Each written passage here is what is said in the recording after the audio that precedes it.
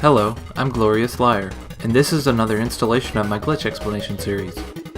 Today I will be focusing again on Kirby Canvas Curse. Canvas Curse is a fairly linear game, often described as a puzzle platformer. Most puzzles only have one solution, however, which adds to the linear aspect of the movement. Regardless, it's still a good game with a lot of character. In today's video, I'll be going over some of the biggest time saves possible over real-time speedruns, possible by skipping forced gameplay that have puzzle aspects to them.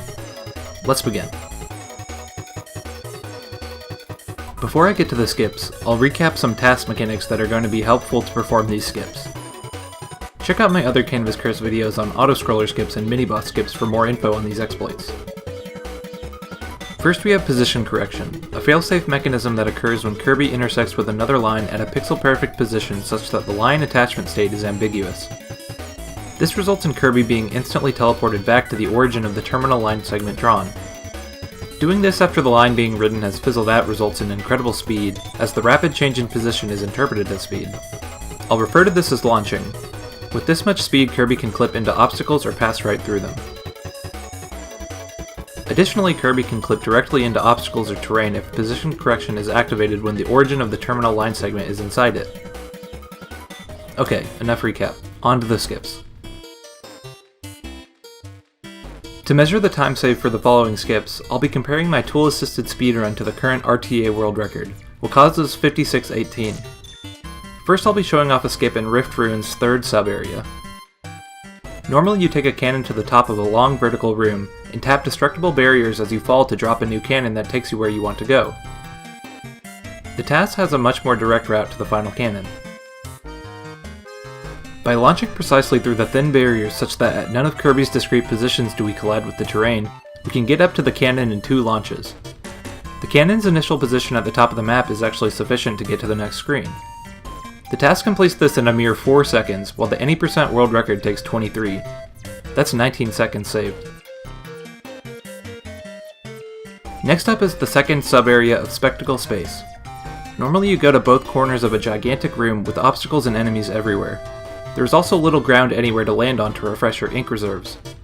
The goal is to hit 2 colored switches to get to the center of the map, and eventually match 4 buttons to the same color to reveal the exit. The task quite simply launches directly downward from the initial spawn location, ignoring all obstacles and going straight to the exit. The task completes this in about 2 seconds, while the RTA world record takes about 43. That's a whopping 41 seconds saved.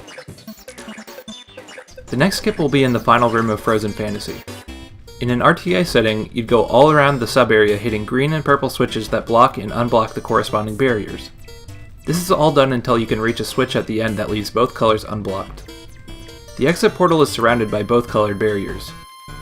The tool-assisted speedrun launches into the nearby sloped ceiling, letting out-of-bounds physics force Kirby up to ground level. From here it's just a simple launch through the barriers and into the exit portal. Task takes about 4 seconds here, while RTA takes 51. That's 47 seconds of time saved. These really start adding up over 21 levels. Next is Collapse Castle, Sub-Area 2.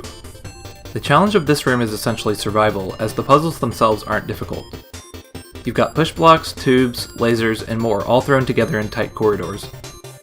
The map's layout is quite snake-like, meandering right, then left, then right again, etc. This is advantageous for tasks, which can launch through each layer of the snake successively until the exit portal is reached. The task takes approximately 4.5 seconds, while Wakaz's world record run takes 53 seconds.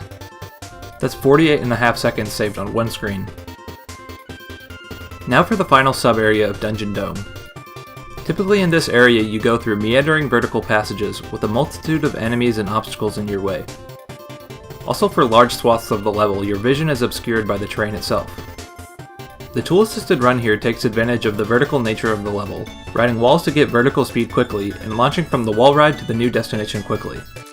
For tasks this takes about 5.5 seconds, versus the 54 seconds the RTA record takes. That's another 48.5 seconds saved. Next up is one of the most satisfying skips, Paletopolis Sub-Area 2. The screen normally requires you to go all around a gigantic room, solving puzzles to eventually unlock 3 colored barriers which cover the exit. However, you spawn directly next to the barriers and the exit portal. I think you know where I'm going with this. It only takes one precise launch to clear all 3 colored barriers and move on. The discrepancy here is huge. It only takes 2 seconds for the task, while RTA spends 1 minute and 14 seconds on the screen. That's 1 minute and 12 seconds saved on one screen. This next skip is a bit different because it uses alternative exits. Typically RTA goes past a room that stores medals from all the sub-areas on a single screen. But since we can go out of bounds, this means we can take an alternative exit to the end of the final screen. While task takes a detour, RTA has to finish the first room, traverse a long horizontal screen that the task never visits, and solve a puzzle at the top of the last screen that again, task never visits. RTA takes 1 minute and 39 seconds from the detour point to where the routes converge, while the task's detour only takes 4 seconds. That means the skip saves 1 minute and 35 seconds. Incredible. The next 2 levels are rife with puzzles in all of their sub-areas, so I'll be doing bulk comparisons of total time saved. First up is Silver Submarine. Normally you go through a series of narrow tunnels, some that lead you underwater and eventually back onto land. You face many enemies in colored switch puzzles, go through tubes, and ultimately find yourself at a long underwater section that leads you to the exit. Here's how the task tackles this level.